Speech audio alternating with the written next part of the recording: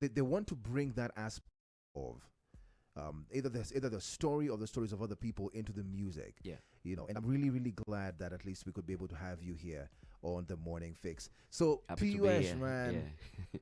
how do you say good morning in Kiambu?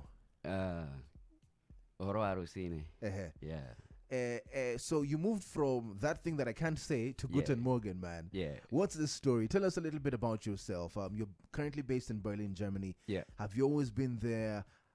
When did you go there? Just tell us a little bit about that. So actually, I've lived longer in a city called Hamburg. Mm-hmm. That's where. So I moved there to study. Uh-huh. Back in I think it was 2009. Mm-hmm. Yeah. So a long time ago. Yeah. Sure. Yeah. Yeah, and I stayed there for a while until I finished my studies, started working there. And then after that, I moved to another city called Bremen. Stayed there for 3 years, and now I'm in Berlin. Yeah. Because I started, like, concentrating on my music a lot, and Berlin is a place to be if you're an artist. Yeah. Yeah. So how's that been for you? Especially when you are in Kiambu. I don't know when you left Kenya. What year was that? Yeah. It was 2009. 2009. End of 2009. End of 2009. Yeah. So when you were in Kenya and when you were in Kiambu, were you still very passionate about music, or is it something that really developed when you left? I was. Since I could say since birth, Wow. Yeah.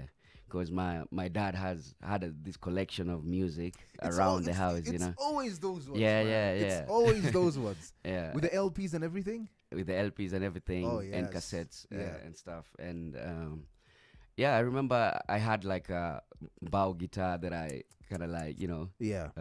just singing and dancing to kind of bongo man when people came to visit. Yeah. I was the entertainment. Nice. So I've always been that kind of person. Uh-huh.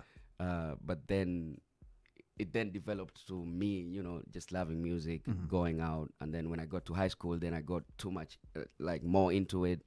We formed like a crew. Nice. Back in those days. Uh-huh.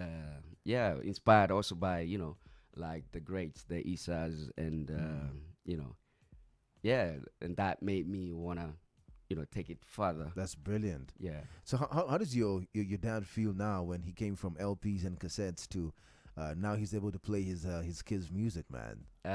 He passed away actually. Oh, when I was still in high school. Oh, I'm sorry about that. Yeah. Yeah. And looking at that, when the legacy of music that he, entrenched into your life, what does that make you feel? I just feel lucky, Like I think if it wasn't that, then I wouldn't, be where I am today. Yeah.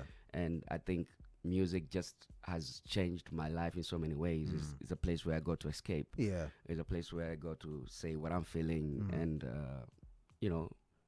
and I feel, and in the stage, I actually love performing more than I like being in the studio. Being in the studio. Yeah. So, like, that transforms me to another world. A good friend of mine always says, you transform to another person. And I feel it. And that's for me, that's the important part of it. Yeah. That I can actually feel it. Oh, I love that.